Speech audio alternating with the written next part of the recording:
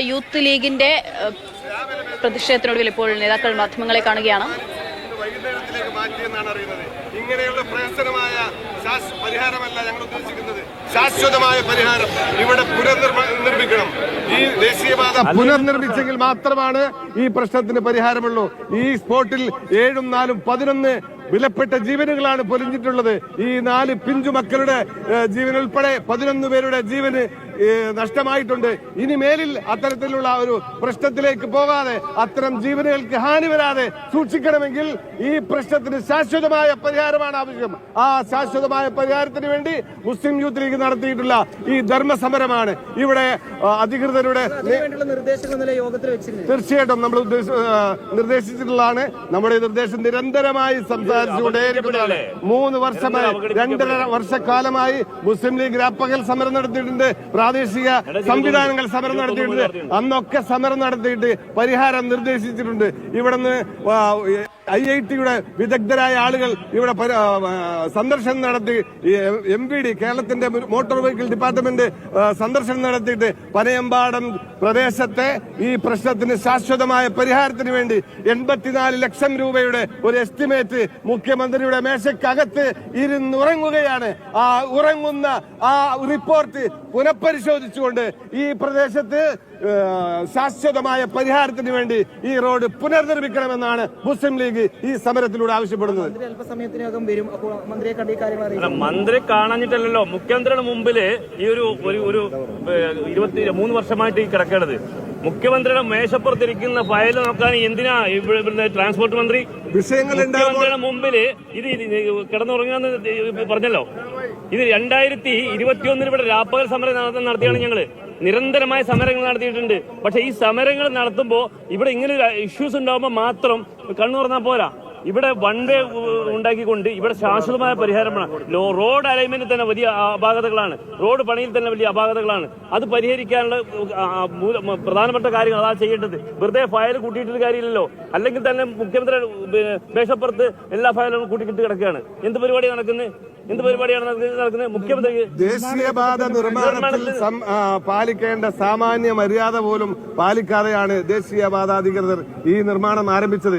ഇവിടെ ഈ പ്രദേശത്ത് യാതൊരു അപകടവും ഉണ്ടായിരുന്നില്ല. ഈ നിർമ്മാണം നടക്കുന്നതിന് മുമ്പ് ദേശീയപാത നിർമ്മിക്കുമ്പോൾ അതിന്റെ സൗകര്യങ്ങൾ ഈ പ്രദേശത്തുകാർക്ക് ഉണ്ടാവണം. അതുപോലെ തന്നെ ഇതിലൂടെ യാത്ര ചെയ്യുന്ന യാത്രക്കാർക്ക് ഉണ്ടാവണം. അതൊന്നും ഉണ്ടായിട്ടില്ല. മാത്രമല്ല ഈ പറയുന്ന ദേശീയപാത അധികൃതർ അന്ന് കൺസൾട്ടൻസി ആയിട്ട് സത്ര എന്നൊരു ഏജൻസിയെ ഏൽപ്പിച്ചു. അവർ ഈ സ്ഥലം സന്ദർശിച്ചിട്ടില്ല എന്ന് ബഹുമാനപ്പെട്ട മന്ത്രിയുടെ പ്രസ്താവനയെന്ന് ഇവിടെ സാക്ഷ്യപ്പെടുത്തുന്നുണ്ട്. ഈ പ്രദേശം സന്ദർശിക്കാതെ ഈ വിഷയത്തിന്റെ ഡിസൈൻ ഉണ്ടാക്കിക്കൊണ്ട് സത്ര എന്ന കൺസൾട്ടൻസിയാണ് ഇതിൽ യഥാർത്ഥ പ്രതികൾ. ഇവിടെ വന്ന് സന്ദർശിച്ച് ഇവിടെ ഏത് രീതിയിലുള്ള റോഡാണ് അനുയോജ്യം അതിനനുസരിച്ചുള്ള ഡിസൈൻ ഇല്ല. മാത്രമല്ല ആവശ്യമായ ഡ്രെയിനേജ് സൗകര്യമില്ല. 46 കിലോമീറ്ററിൽ 92 കിലോമീറ്റർ ഡ്രെയിനേജ് വേണ്ടെടുത്ത് 18 കിലോമീറ്റർ ഡ്രെയിനേജിന്റെ പ്രൊവിഷൻ മാത്രമാണ് എസ്റ്റിമേറ്റിൽ ഉണ്ടായിട്ടുള്ളത്. 18 കിലോമീറ്റർ കൊണ്ട് ഈ റോഡ് എങ്ങനെ പണിയും? സാധാരണ ഒരു പഞ്ചായത്ത് റോഡിന് പോലും പാലിക്കേണ്ട മര്യാദ പാലിക്കാതെയാണ് ഈ ദേശീയപാത നിർമ്മിച്ചിട്ടുള്ളത്. അശാസ്ത്രീയമാണ്. അതുകൊണ്ട് പുനർനിർമ്മിക്കേണ്ടത് അത്യാവശ്യമാണ്. അതുകൊണ്ട് തന്നെ ശാശ്വതമായ പരിഹാരമുണ്ടാവൂ എന്നാണ് മുസ്ലിം ലീഗ് ആവശ്യപ്പെടുന്നത്. നിരന്തര സമരങ്ങൾ ഈ സമരം ഒരു സൂചന മാത്രമാണ്. ഇതുകൊണ്ട് ഞങ്ങൾ അവസാനിപ്പിക്കില്ല. ഇതൊരു തുടക്കം മാത്രമാണ്. ഈ സമരം കൊണ്ട് ഇത് ഇവിടെ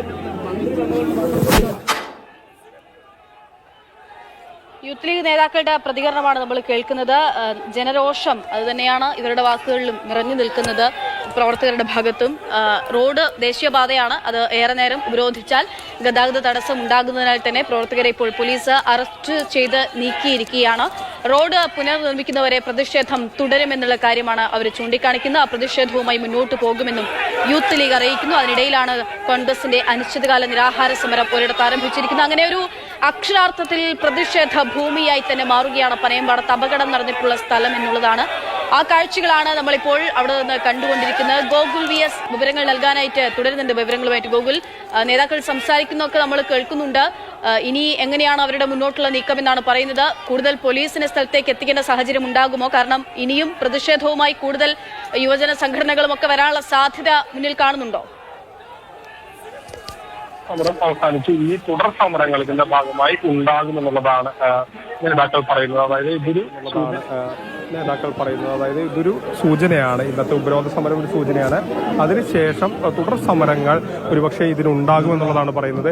ഈ ഒരു സമരത്തെ ഒരു സൂചനയായിട്ട് മാത്രമായിട്ടാണോ മുസ്ലിം ലീഗ് അവതരിപ്പിക്കുന്നത്? ഈ ഒരു സമരത്തെ ഒരു സൂചന മാത്രമായിട്ടാണോ? ഇതൊരു സൂചനാ സമരം തന്നെയാണ്. മുസ്ലിം ലീഗ് കഴിഞ്ഞ 2 വർഷങ്ങൾക്ക് മുമ്പ് ഇതിന്റെ അപ്പുറത്ത് പഞ്ചായത്ത് മുസ്ലിം ലീഗ് കമ്മിറ്റിയുടെ നേതൃത്വത്തിൽ രാപ്പകൽ സമരം നടത്തിയിട്ട് ഈ അധികൃതരോട് ഈ കാര്യങ്ങൾ വിശദമായി പറഞ്ഞതാണ്. ഇനിയൊരു പഠനത്തിന്റെ ആവശ്യമില്ല. അന്ന് IIT ടീം, നാറ്റ്പാക്കിന്റെ അംഗങ്ങൾ, മോട്ടോർ വെഹിക്കിൾ ഡിപ്പാർട്ട്മെന്റ് സംയുക്തമായി ഈ പനയമ്പാടം പ്രദേശത്തെ അപകടത്തിന് ശാശ്വതമായി എങ്ങനെ പരിഹരിക്കണമെന്ന് അവരുടെ വിദഗ്ധരായ ആളുകൾ വന്ന പരിശോധനാ റിപ്പോർട്ട് ഞാൻ നേരത്തെ സൂചിപ്പിച്ച പോലെ 84 ലക്ഷം രൂപ സംസ്ഥാന ഖജനാവിൽ നിന്ന് ഈ റോഡിലേക്ക് അനുവദിക്കപ്പെട്ടിട്ടുണ്ടെങ്കിൽ പരിഹരിക്കാവുന്ന വിഷയം മാത്രമാണ് ഇതിലുള്ളത്. അതിന് ഒന്നുകിൽ കേന്ദ്ര ഗവൺമെന്റാണ് ഇത് തരണ്ടെങ്കിൽ അവിടെ അത് കിട്ടാൻ ആവശ്യമായ സമ്മർദ്ദം ചെലുത്തി വാങ്ങാനുള്ള സംവിധാനങ്ങൾ സംസ്ഥാന സർക്കാർ ഉണ്ടാക്കണം. ദേശീയപാത നന്നാക്കേണ്ടത് കേന്ദ്ര ഗവൺമെന്റ് ആണെങ്കിൽ തന്നെ ഇത്തരത്തിലുള്ള പ്രശ്നങ്ങൾ ശാശ്വതമായി പരിഹരിക്കേണ്ടത് ഇതിന് ഗുണഭോക്താക്കൾ എന്ന നിലയിൽ സംസ്ഥാന ഗവൺമെന്റിനുമാണ്, അതുമായി ബന്ധപ്പെട്ട അധികാരികൾക്കുമാണ്. സമിതിയൊക്കെ ഇവിടെ എത്തുന്നുണ്ട്, ഉദ്യോഗസ്ഥരൊക്കെ അടക്കുന്ന സമിതി ഇവിടെ എത്തുന്നുണ്ട്. അപ്പൊ അതിലൊക്കെ നിങ്ങൾക്ക് ഒരു പ്രതീക്ഷയില്ല അത് പരിഹരിക്കപ്പെടും? ഒരു പ്രതീക്ഷയില്ല. അതാ പറയുക, ഇന്നൊരു കേവലം പ്രഹസനമായ ഒരു വിഷയങ്ങൾ ഉണ്ടാവുമ്പോൾ അതിനെ തണുപ്പിക്കാൻ വേണ്ടി മാത്രമാണ് ഇത്തരത്തിലുള്ള ചർച്ചയും തീരുമാനങ്ങളും താൽക്കാലിക റെമഡിയും ഒക്കെ ഉണ്ടായിട്ടുള്ളത്. ഞാൻ പറഞ്ഞല്ലോ, ഈ പറഞ്ഞ IIT നടത്തിയ റിപ്പോർട്ട് അതിലപ്പുറം ഒരു വിദഗ്ധരൊന്നും ഇനി ഇവിടുന്ന് വരാനില്ല. ഒരു നടപടി ഉണ്ടായിട്ടില്ല. അതാണ് പറഞ്ഞത്. മോട്ടോർ വെഹിക്കിൾ ഡിപ്പാർട്ട്മെന്റ് കൊടുത്ത ആ റിപ്പോർട്ടിൽ 84 ലക്ഷം രൂപ വകയിരുത്തിയാൽ ഈ പ്രശ്നങ്ങൾ പരിഹരിക്കാൻ പറ്റും. അതിനാവശ്യമായ എസ്റ്റിമേറ്റ് ആണ് കൊടുത്തിട്ടുള്ളത്. ആ എസ്റ്റിമേറ്റിന് ആവശ്യമായ തുക കിട്ടാൻ ആവശ്യമായ ഇടപെടലുകളാണ് ആവശ്യം. നമ്മൾ കേൾക്കുന്നത്. എന്തായാലും